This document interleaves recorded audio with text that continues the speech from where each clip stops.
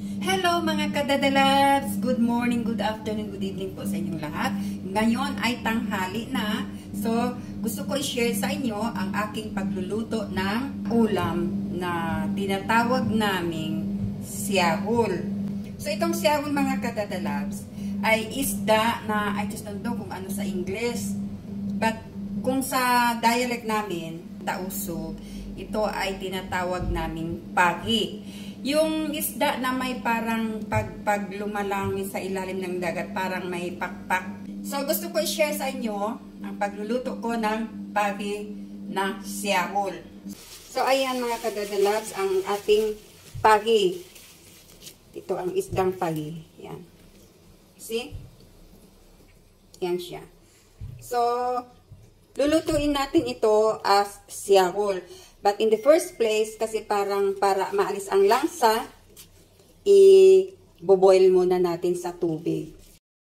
So, ito mga kadadalags ang ating pagi. So, hugasan ko at lalagain muna natin siya para maalis ang langsa. At saka, madali siyang lutuin. So, ayan siya mga kadadalags. Nagpakulo ko ng tubig kahit hindi na pa siya kumukulo. Pero, almost na. So, nilagay ko na ang isda. So, maganda pag siya ay pinakuluan muna. Para unang-una maalis ang langsa at saka madali siya. Kasi ang siyahul mga kadadalabs ay parang durog na isda. Masarap siya. Lagyan natin ng gata. Yan. So, little bit spicy at saka turmeric. Ayan. So, ayan na siya. So, hintayin natin kumulo. Ayan.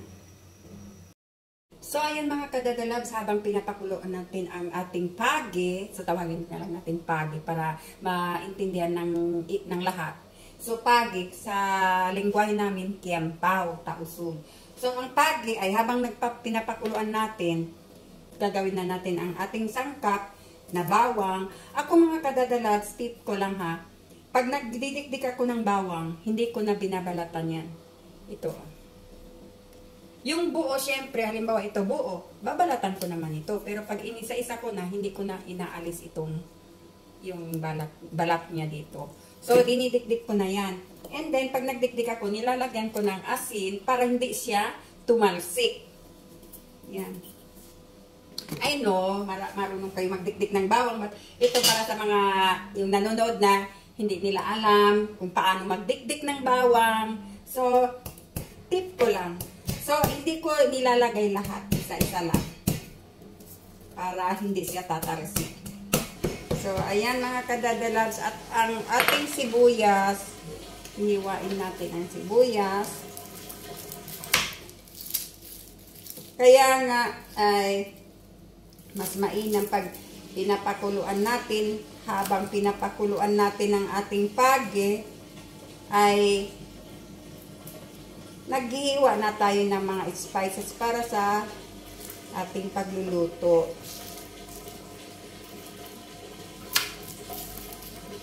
Pasensya na kayo mga kadadalabs, hindi malaki ang kusina natin. Ayan.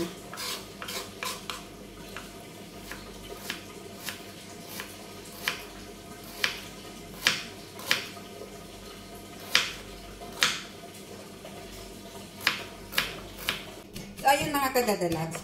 Alam nyo mga kadadalabs, kaya ko hindi inaalis ang balat. Alam nyo, na-discover ko kasi itong balat ng bawang nakakadagdag ng lasa sa lutuin natin.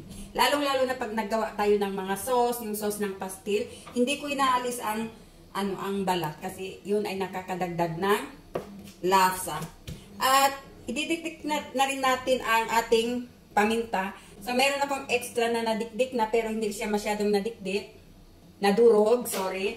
Hindi siya masyadong nadurog, meron pang buo-buo, so ihahalo ko na lang dito. Ayan.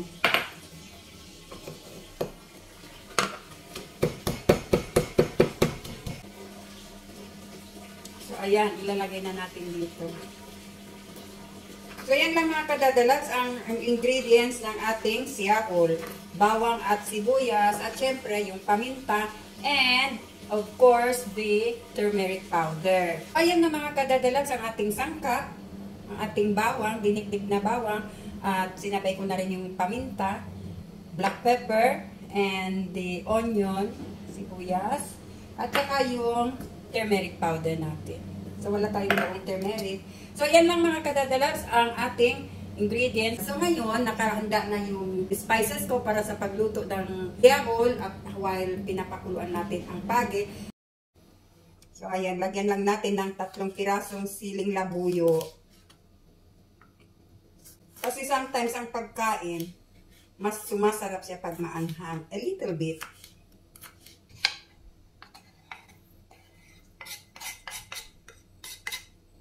So ayan mga kadadalags, if you can see, i-chop natin para pag niluto natin ay madudurog siya.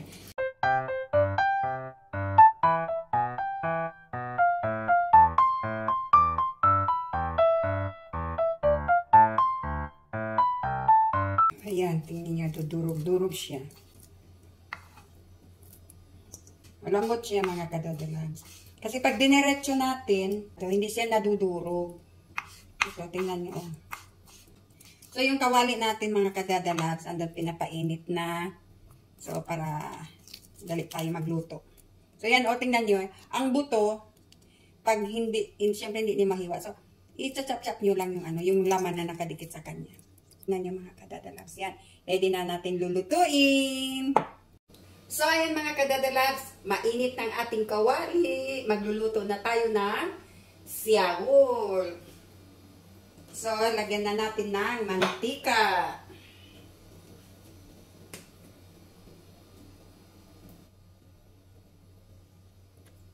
And then, gigisahin na natin ang ating bawang at sibuyas. Uunahin natin mga kadadalags ang sibuyas kasi ang bawang madaling masunog. So ayan mga kadadalags, hindi ko lang na-freeze kanina yan ang ating siyahol. Then lagyan natin ng turmeric powder.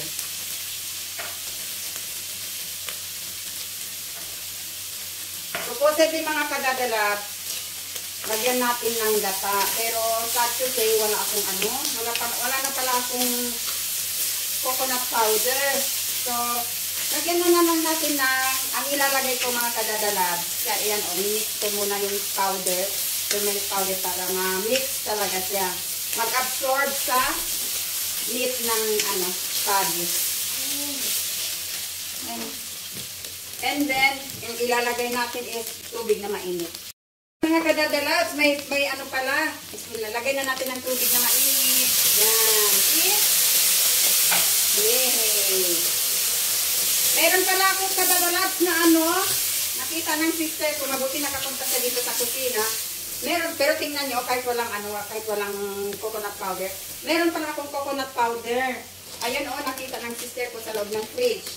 Nilalagay ko kasi sa fridge ang coconut powder para So, lulusawin natin sa mainit na tubig, mga kadadalags.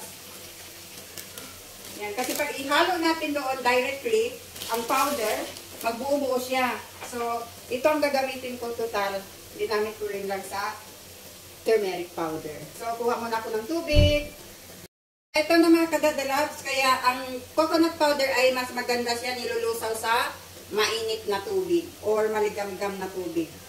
Para madali siyang matunaw. So, ayan.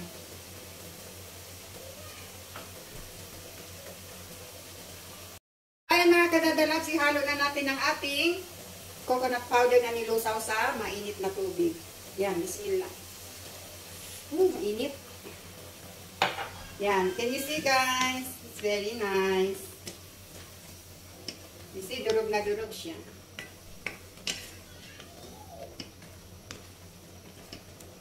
Yan. So, palalambutin pa natin siya.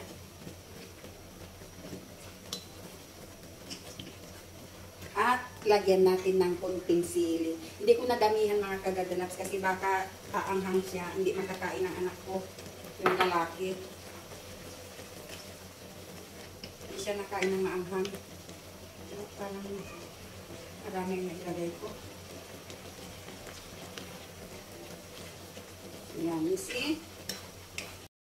So yan, tingnan nyo guys, ang ating siyahul. Yan ang tinatawag na siyahul. Yung isda ay yung pagi. Simpleng ingredients lang, bawang lang at saka sibuyas at paminta. At lagyan natin ng magic. It's a magic. Ano kaya ito? Para malasa. Yan.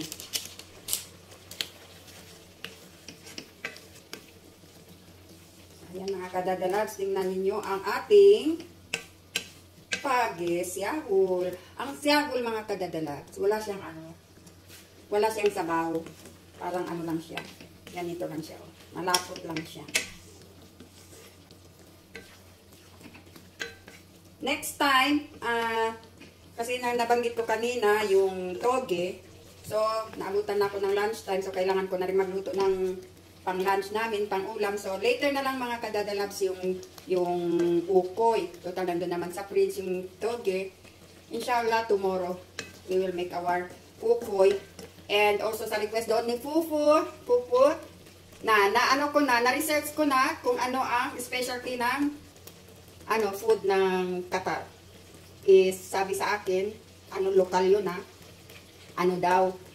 masbous. So, yung masbous, paborito ko talaga yon. It's the same like biryani. But biryani, iba siya.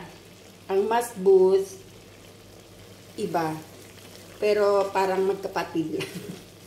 Pero ibang lasa ng masbous, ibang lasa ng biryani. Ang masbous, mayroong mga iba-ibang halo niya. Ang biryani is, pang Indiano. Yung masbous, yung biryani. Pero yung masbous, ang nagluluto doon, usually, is, Egyptian ba yun? Or Turkish. Ganon, ang masbous. Masarap ang masbous. Ako, pag nakain kami ng, ng Arabic food, nag-order ako ng, pag may occasion kami sa school, nag-order ako ng, yung isang tray na malaki, tray na malaki. Tapos, ang rice is masbous. Masbous, yun. Masarap talaga. Kesa sa biryani. Ang biryani parang common na yung biryani. But masbous is, kasi may iba siyang ingredients. At masarap. Hindi siya dilaw. May pagka-brownish siya. Brownish na dilaw. Ganon. So, ayan mga kadadalat ang ating siyahul. So, sana ay nagustuhan ninyo. May natutunan kayo sa ating pagluluto ng siyahul. At mayroong mga tips na kung paano siya lulutuin. The best kung siya ay i-boil muna natin sa tubig. And also, the ingredients like the garlic, para sa akin, mas masarap pag hinahalo ko yung balat ng garlic. So, hanggang dyan na ng mga kadadalab. So, bukas magluluto tayo ng ukoy. But wala tayong shrimp. But anyhow, depende rin yan sa sauce. At gagawa tayo ng sauce kung paano natin gagawin ang sauce. Although, everybody knows how to prepare the sauce. Sauce ng pastil, sauce ng ukoy. But I would like to share my version. So, hanggang dito na lang mga kadadalabs. Please don't forget to subscribe, like, and share. And maraming salamat. Hanggang dito na lang. Sa ang sulok ng mundo man po kayo naroon. God bless everyone. Dadalang!